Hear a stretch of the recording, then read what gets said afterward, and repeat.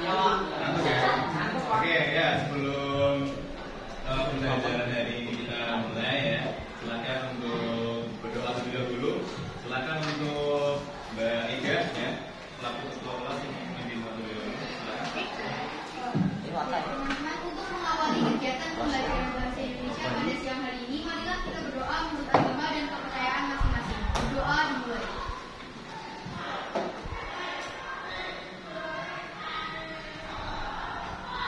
Berdoa selesai. Ya, terima kasih kepada Mbak Ega yang sudah memimpin dalam berdoa. Memulai pembelajaran, saya ingin kalian agak lebih semangat ya, terutama yang belakang itu tuh. Ya. Coba masih ingat nggak untuk tepuk bahasa? Masih ingat? Ya. Saya, kita, Indonesia berbahasa. Saya, kita, Indonesia ya. Tepuk bahasa. Saya bahasa, kita bahasa, Indonesia berbahasa. Oke, terima kasih semuanya. Ya, itu aja untuk materinya, bisa kalian lihat di layar ya. Itu apa tuh namanya tuh? Ini adalah uji kesetiaan. Ya. Bagaimana kalian setia terhadap mantan? Aktivitas ya. Oke, mantap. Oke, di sini itu ada bagaimana kabar mantan. Ya, silakan yang sudah tadi Pak Khalid share di grup ya. Silakan dibuka untuk kelas poinnya. Ya. Selamatnya itu yang kelas poin .app. Silakan kalian buka. Buka, tidak bisa buka.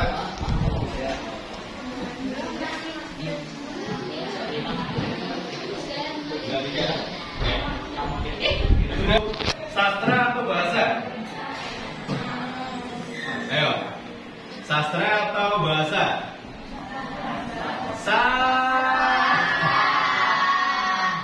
Bahasa. Ya. Jadi untuk ini ya. Setelah kalian nanti mempelajari bahasa Indonesia, terutama di teks eksposisi, nanti kalian harus mampu mengidentifikasi informasi ya berupa gagasan dan juga fakta.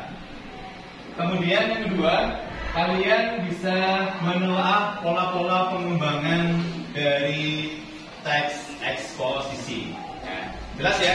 Yang pertama adalah mencari gagasan dan juga fakta. Yang kedua, menelaah pola pengembangan. Assalamualaikum warahmatullahi wabarakatuh. Teman-teman, kali ini kita akan belajar mengenai contoh dari teks eksposisi. Nah, silakan untuk membaca dan mendengarkan contoh dari teks eksposisi berikut ini. Selamat mendengarkan. Nah, berikut adalah contoh dari teks eksposisi yang berjudul Pentingnya Meminum Air Putih untuk Kesehatan Tubuh.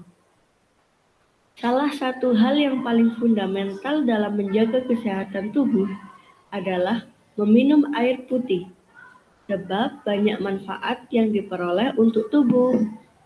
Meminum air putih sanggup membersihkan segala bentuk toksin dari tubuh, serta memberikan nutrisi penting ke dalam sel-sel tubuh. Ini sebelum lanjut ya, bisa kalian pelajari berkaitan dengan teks eksposisi.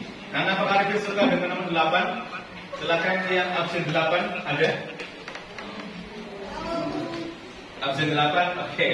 Ya, tolong dibacakan untuk absen 8. Pengertian teks eksposisi. Teks eksposisi adalah teks yang mengungkapkan sejumlah argumen disertai fakta-fakta. Kayaknya ada yang lewat di FYP deh. Ada yang ekspos gitu ya. Dan terus katanya ada gitu. Ada yang lewat ya kan. Begitu kan ya. Itu termasuk ke dalam expose ya. Dalam expose di sini dalam bahasa Latin berarti memberitahukan ya, memberitahukan, memaparkan atau menjelaskan. Jadi bukan berita ya, bukan berita. Kalau beritahu informasi mungkin itu berita. Karena di sini memaparkan atau menjelaskan. Tadi teman kalian sudah membacakan bahwa teks eksposisi adalah teks yang mengemukakan sejumlah argumen disertai dengan fakta-fakta. Jadi kalau kalian belajar teks eksposisi itu, nanti kalian akan belajar berkaitan dengan argumen, ya. Bagaimana cara kalian berargumen menggunakan fakta-fakta, ide atau gagasan. Terus untuk fakta ini, fakta-fakta, kebenaran, kenyataan, benar-benar terjadi. Jadi kalau Bapak Arifin di sini nih, ya, sedang mengajar kalian, ini maksudnya dalam argumen atau fakta? Fakta. Daging. Air.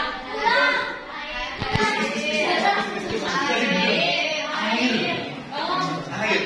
Walaupun apa? Garak. Ya.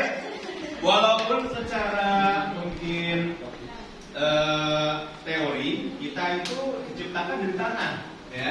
Tetapi unsur yang ada dalam diri kita itu semuanya itu hampir 90% itu terdiri dari air. Itu unsur bagian atau yang ada di dalam tubuh kita. Nah, yang ada di dalam teks eksposisi itu ada gagasan dan juga ada fakta. Dan tadi sudah dijelaskan mungkin fakta itu nyata, real dan yang lain. Oke. Nah, gagasan. Kita kayak tadi yang ada peristiwa kanjuruhan, kita tidak komen tapi kita punya kayak komennya di Hati. Iya di hati. Itu termasuk gagasan atau? Iya, masuk ke dalam gagasan karena ini kan sebuah penilaian, ya. Jadi sebuah penilaian. Jadi kita tuh menilai kan tidak harus ngomong langsung, secara lisan. Bisa aja saya pikir. Nah, itu kan masuk ke dalam gagasan, ya, penilaian. Kalau kalian komentar di Facebook, di IG, atau mungkin di Twitter, itu bisa masuk ke dalam gagasan juga. Jadi kalau kalian hanya dipendam di hati, ya, dipendam di hati, itu, jadi diungkapkan biar nanti final sekalian, gitu. Itu masuk dalam gagasan karena itu sebuah penilaian. Jadi kalau ada komentar, penilaian, saran, dorongan itu masuk ke dalam sebuah gagasan. Misalnya bangunan, itu kan ilustrasinya seperti bangunan ya. Ini bangunan. Udah dua. Kayak gini apa kayak gini? Masa bangunnya kayak gini? Semuanya kayak iya. Oke, terima kasih. Yang terakhir, ini adalah pola pembagian ini yang paling gampang karena ojo dibanding. Ini cuma dibandingin. Berarti kan beda dulu. Ini saya melihat di sini tidak ada angkanya. Iya. Mana nih? Berapa? 6. Oke, 6 tambah 8 berarti 14. Mana 14? 14. Makan. Kalau perbandingan meskipun dikenal sebagai sumber protein, namun kandungan dalam susu kedelai jauh lebih kecil dibanding dengan susu sapi. Menurut sebuah sumber, kandungan pada susu kedelai sebesar 6,73 gram. Sapi. Iya.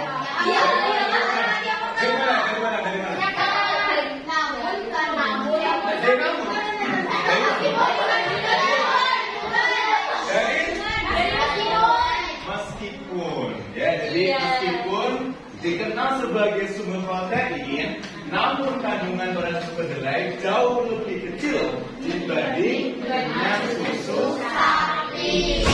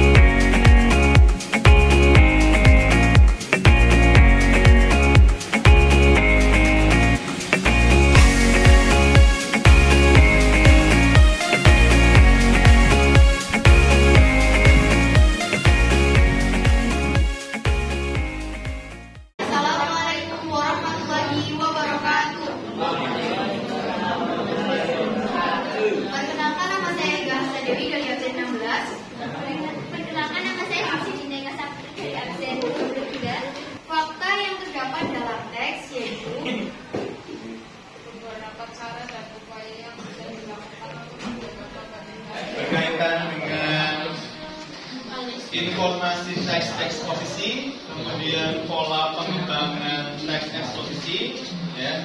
Untuk ini, terima kasih.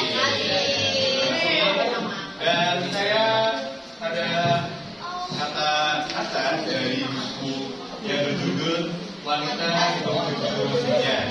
Mungkin kalau ada yang sudah baca, itu di perpustakaan sudah ada, akhirnya ada. Setidaknya kau tak membohongi semesta perihal jatuh cinta. Oke, untuk hari ini cukup sekian ya dari pembelajaran Pak Arifin. Nanti untuk pertemuan selanjutnya kita akan membahas berkaitan dengan struktur, ya, struktur dan juga kaidah kebahasaan. Ya. Jadi yang tadi kalian pahami ya di sini.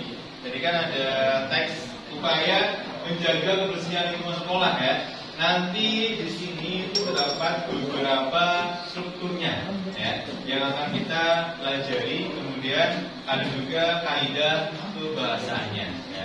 Jadi setelah nanti kalian belajar di sini, diharapkan kalian bisa membuat atau mungkin menciptakan teks eksposisi, karena yang jelas teks eksposisi itu teks yang bagaimana? Iya, teks ya.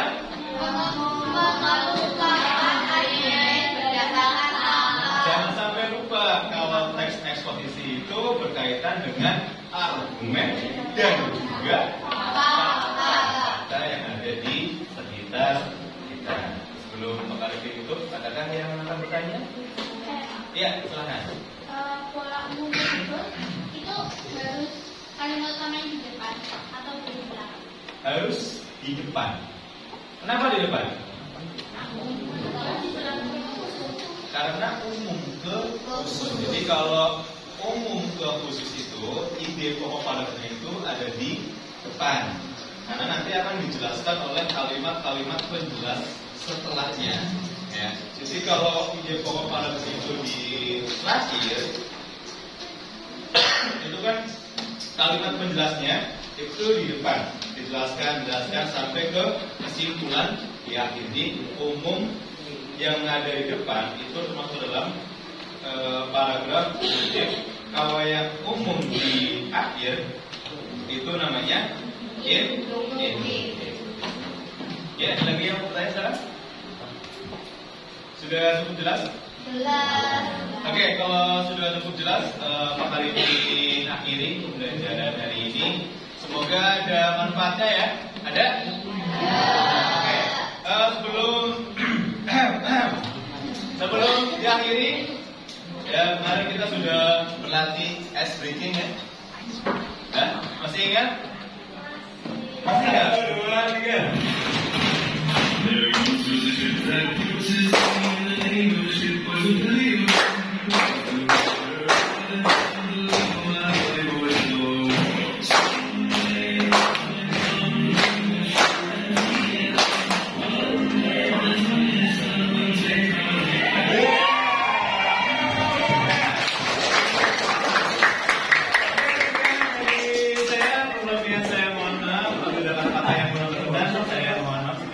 Wassalamualaikum warahmatullahi wabarakatuh.